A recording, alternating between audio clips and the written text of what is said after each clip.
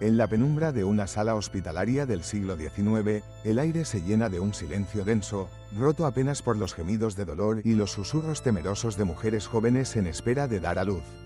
Sus rostros, iluminados por la luz mortecina de candelabros y lámparas de aceite, muestran una mezcla de esperanza y terror.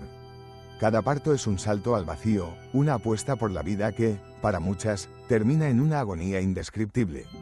Europa, en pleno auge de la ciencia y el progreso, se enfrenta a una paradoja. Los avances médicos coexisten con una tragedia silenciosa que se cobra la vida de miles de madres. Los hombres que juran protegerlas, los médicos de bata blanca y mirada grave, son, sin saberlo, los portadores de la muerte.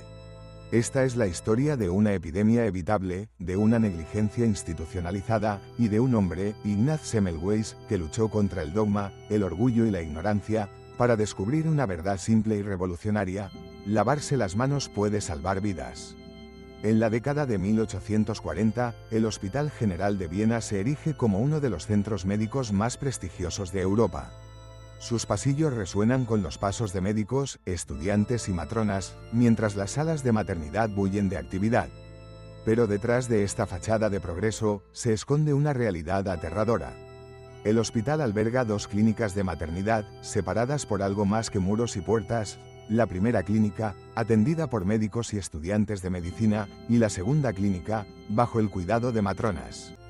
Las diferencias entre ambas son palpables, y no solo en el personal. Las mujeres de Viena, y de toda Europa, conocen bien la reputación de cada clínica.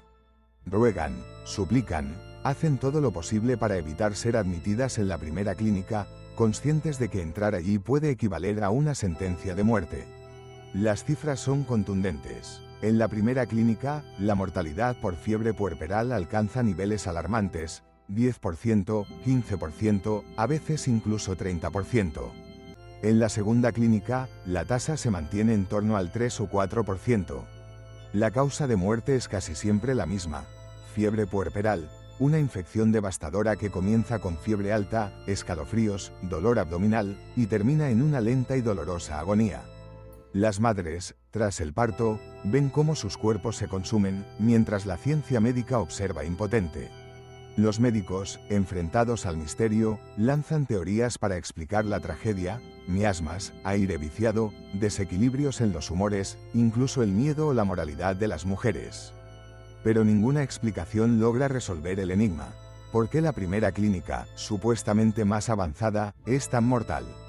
En este escenario de incertidumbre y muerte, aparece Ignaz Semmelweis, un joven médico húngaro, apasionado y obsesionado con la búsqueda de respuestas. Nombrado asistente en la primera clínica, Semmelweis se enfrenta de inmediato al horror cotidiano de las muertes maternas. Cada día, observa cómo mujeres sanas, llenas de vida, se desvanecen tras el parto, víctimas de la fiebre puerperal. Su angustia se transforma en determinación. Decide investigar, cuestionar, descartar las explicaciones convencionales. Si el aire viciado fuera el culpable, ambas clínicas deberían estar igualmente afectadas. Pero la segunda clínica, atendida por matronas, presenta una mortalidad mucho menor, a pesar de estar en condiciones menos favorables: más humedad, menos ventilación, más hacinamiento. ¿Qué diferencia esencial existe entre ambas? La clave, trágica y reveladora, llega de forma inesperada. Un día, el profesor Jakob Kolecka, amigo y colega de Semmelweis, realiza una autopsia de una víctima de fiebre puerperal. Durante el procedimiento, se pincha accidentalmente el dedo con un escalpelo contaminado. En cuestión de días, desarrolla los mismos síntomas que las mujeres que habían muerto: fiebre alta, inflamación, septicemia. Kolecka muere, y Semmelweis, devastado, examina el informe de autopsia. De pronto, la conexión se vuelve evidente. Los síntomas de su amigo son idénticos a los de las madres fallecidas. La muerte de Kolecka es la pieza que faltaba en el rompecabezas. Semmelweis, iluminado por la comprensión, identifica el factor común: los médicos y estudiantes de la primera clínica realizan autopsias por la mañana, manipulando cadáveres infectados.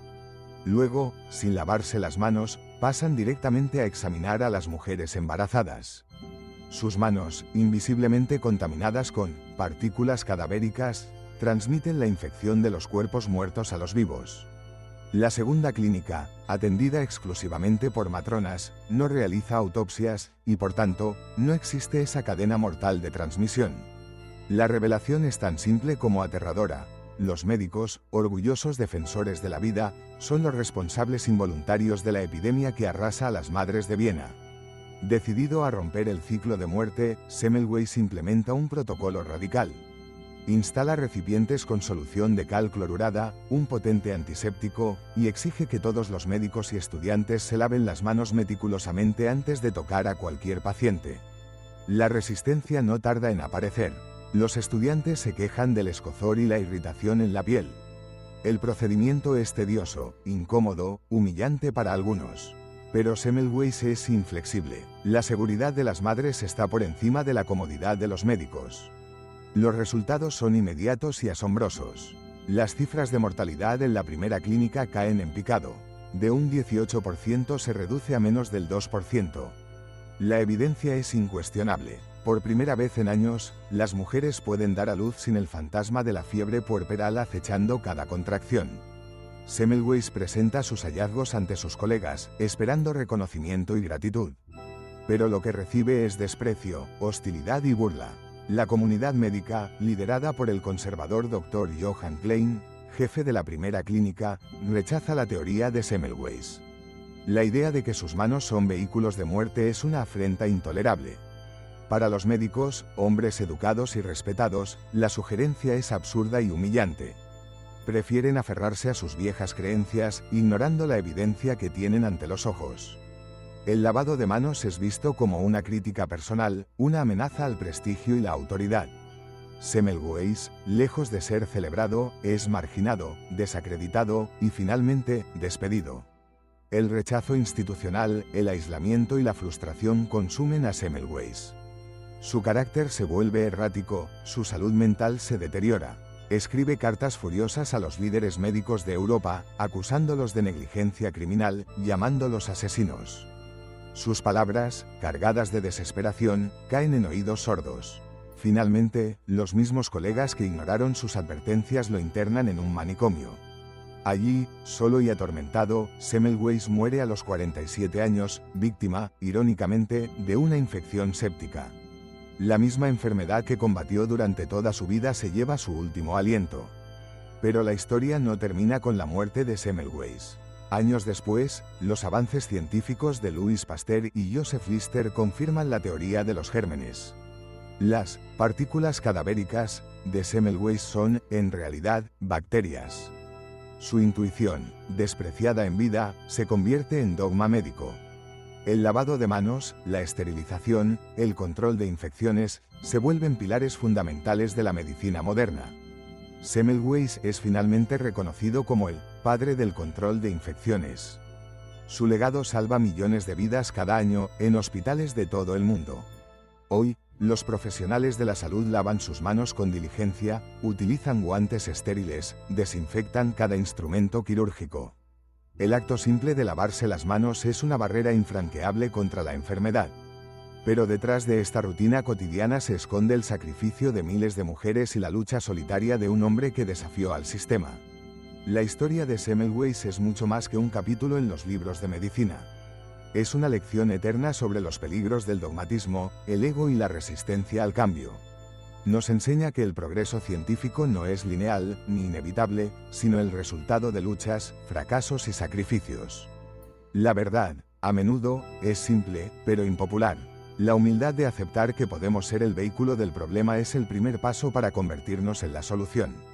Cada vez que vemos a un médico lavarse las manos, cada vez que un bebé nace sano en brazos de su madre, recordamos el nombre de Ignaz Semmelweis y el costo de la ignorancia. Recordamos a las miles de mujeres que dieron su vida para que la humanidad aprendiera una de las lecciones más cruciales de la historia, la importancia de la higiene, la humildad y el coraje de desafiar el dogma.